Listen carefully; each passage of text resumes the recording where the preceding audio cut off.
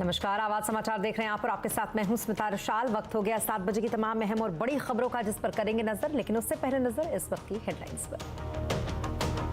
ज्ञानव्यापी मामले में नहीं होगी कार्बन डेटिंग, वाराणसी कोर्ट का फैसला। हिंदू पक्ष करेगा ऊपरी अदालत में अपील। हिमाचल में विधानसभा चुनाव के लिए तारीखों का ऐलान। 12 नवंबर को पड़ेंगे वोट, 8 दिसंबर को आएंगे नतीजे। शुरुआती तेजी के बाद बाजार में मुनाफा वसूली। बैंकिंग, फाइनेंशियल, आईटी शेयरों में तेजी। फार्मा, एफएमसीजी शेयरों में खरीदारी। सेंसेक्स 685 तो निफ्टी 171 अंक चढ़ा। थोक महंगाई दर में लगातार चौथे महीने गिरावट। सितंबर में 12.41% से घटकर 10.70% हुई WPI। उधर IMF ने भारत की आर्थिक तरक्की की तारीफ, बताया अंधेरे में रोशनी की किरण। यूके में सियासी हलचल तेज। प्रधानमंत्री लिज ट्रस ने वित्त मंत्री क्वासी क्वाथरिंग को बर्खास्त किया और जेरेमी हंट को बनाया नया वित्त मंत्री। टैक्स कटौती के कारण घेरे में थे क्वाथरिंग। फुटवेयर लेदर सेक्टर में 2600 करोड़ रुपए की PIL स्कीम ला सकती है सरकार। 500 करोड़ तक के निवेश पर इंसेंटिव का है प्रस्ताव। और खबरों की शुरुआत यूके में मचे हलचल से करेंगे, क्योंकि यूके के प्रधानमंत्री लिज ट्रस ने वित्त मंत्री क्वासी क्वाथरे को उनके पद से बर्खास्त कर दिया है। तो वहीं उनकी जगह पर जेरेमी हंट को अब नया वित्त मंत्री बनाया गया। क्वासी क्वाथरे को बर्खास्त करने का फैसला PM लिज ट्रस ने ऐसे वक्त में उठाया है जब यूके में सरकार के भारी टैक्स कटौती के कारण वित्तीय बाजार में उथल पुथल मची हुई है। इस खबर पर ज्यादा अपडेट के लिए लंदन से संजय सूरी इस वक्त हमारे साथ हैं। संजय जी, बताएं क्या है ये सियासी उठापटक की पूरी कहानी? ब्रिटेन के फिनांस मंत्री क्वासी क्वाथरिंग को अपने पद से हटा दिया गया है और ये कदम तब उठाया गया जबकि मार्केट्स में क्वाथरिंग के मिनी बजट के बाद हलचल मच गई। क्वाथरिंग ने अपने मिनी बजट में कहा था 23 सितंबर को कि सरकार लगभग 100 बिलियन पाउंड और कर्जा लेगी। 45 बिलियन पाउंड अपने बजट के खर्चे के लिए, 60 बिलियन लोगों को एनर्जी बिल्स की सहायता देने के लिए। कोई संकेत नहीं दिया गया कि ये जब कर्जा उठाया गया है इसे पूरा कैसे किया जाएगा। हुआ ये कि मार्केट्स में सरकार पर भरोसा नहीं रहा। बॉन्ड्स द्वारा सरकार को पैसे कमाने महंगे पड़ गए, क्योंकि लोगों ने कहा, मार्केट्स ने कहा कि अगर सरकार पर भरोसा नहीं रहा तो वो इंटरेस्ट जो है ज़्यादा चाहेंगे इन बॉन्ड्स के लिए। इनका इंटरेस्ट आमतौर पर कम होता है क्योंकि सरकार पर भरोसा होता है, और कम इंटरेस्ट का कारण ही ये है कि सरकार पर भरोसा है।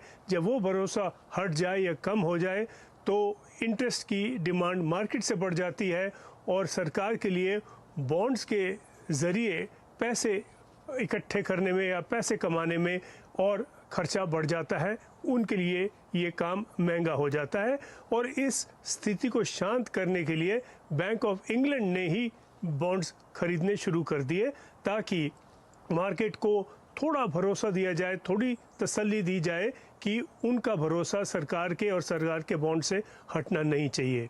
और कई अंजाम सामने आ रहे हैं। कई बातें इसमें थी मिनी बजट में कि जो सबसे अधिक इनकम टैक्स है वो कम कर दिया जाएगा, 45% से 40% कर दिया जाएगा, और इसको सरकार ने पहले ही ये यू टर्न ले लिया।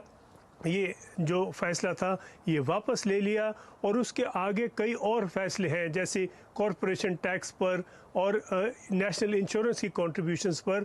और संभावना ये है कि अगले कुछ दिनों में ये फैसले भी सरकार वापस ले लेगी।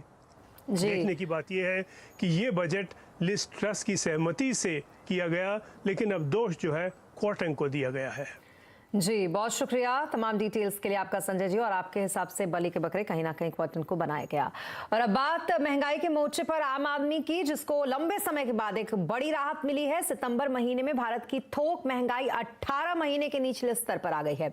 सितंबर में भारत की थोक महंगाई 10.70% पर है, जबकि अगस्त में WPI के आंकड़े 12.41% थे। Manufacturing product, fuel and power, खाद्य महंगाई दर घटने से महंगाई की रफ्तार धीमी हुई है। सितंबर में खाद्य महंगाई दर 9.93% से घटकर 8.08% पर, और खाद्य तेल WPI -0.474% से घटकर -7.32% पर पहुंच गई है। अब बात आईएमएफ की, जिसके अर्थशास्त्री पियरे ओलिवियर ने भारत की जमकर तारीफ की। उन्होंने कहा कि भारत जल्द ही $10 ट्रिलियन की इकोनॉमी वाला देश होगा। भारत अभी के समय में चमकता हुआ सितारा है। इस समय दुनिया को भारत से सीखने की जरूरत है। तो वहीं दूसरी ओर आईएमएफ की मैनेजिंग डायरेक्टर क्रिस्टीना जॉर्जिया ने कहा कि भारत अर्थव्यवस्था में अंधेरे में रोशनी की किरण जैसा है।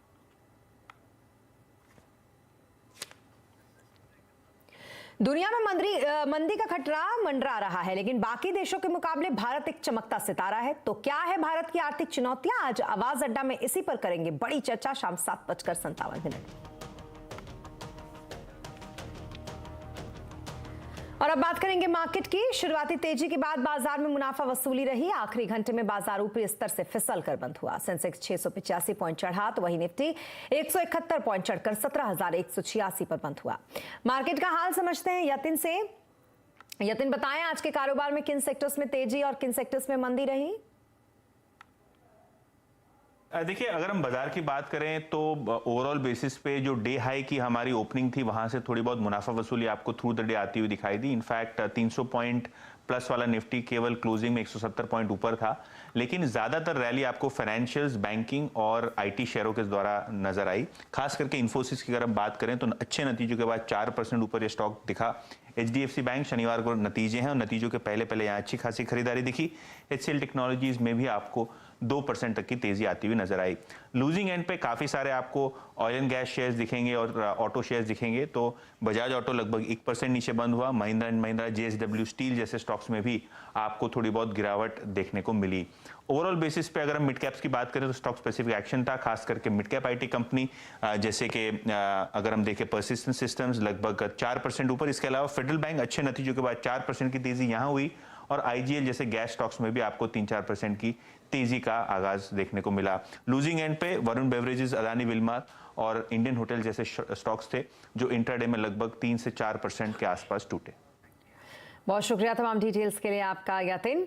और भारतीय बाजार ने अपना बॉटम बना लिया है। आने वाले समय में बाजार में तेजी दिखनी संभव है, ये कहना है मार्केट गुरु देवीना मेहरा का। CNBC आवाज के मैनेजिंग एडिटर अनुज सिंघल के साथ खास बातचीत में उन्होंने कहा कि सेक्टर और कंपनियों के सही चुनाव से निवेशकों को फायदा होगा।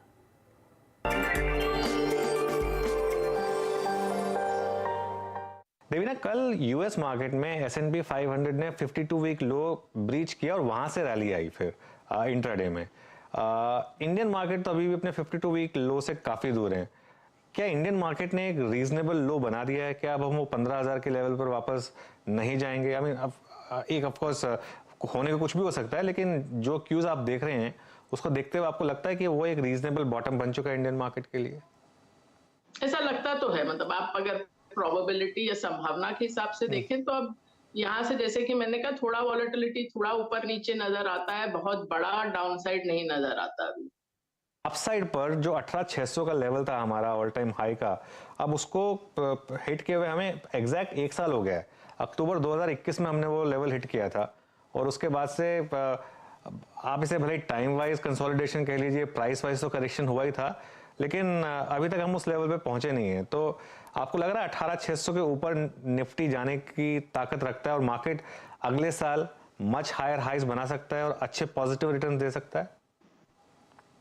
अनुज, एक चीज मैं बोलूं कि आपने बोला कि 30 साल से इस बाजार में हूं, लेकिन मैंने कभी भी निफ्टी या for that matter Sensex target नहीं दिया है। तो कभी भी आपको फर्स्ट ग्लोबल से ये नहीं मिला होगा कि अगले साल ये सेंसेक्स का इंडेक्स टारगेट है। तो नहीं, मेरा ब्रॉड सवाल ये है कि मार्केट ऐसा है कि अभी आपको, जैसा मैंने कहा, कि थोड़ा सेक्टर और कंपनी का चुनाव थोड़ा ध्यान से करना पड़ेगा। दैट वो अभी भी है, ऐसा नहीं है कि सभी कुछ एक साथ में चलेगा। और मार्केट गुरु देवीना मेहरा की ये पूरी बातचीत आप देख सकते हैं शाम 7:27 पर।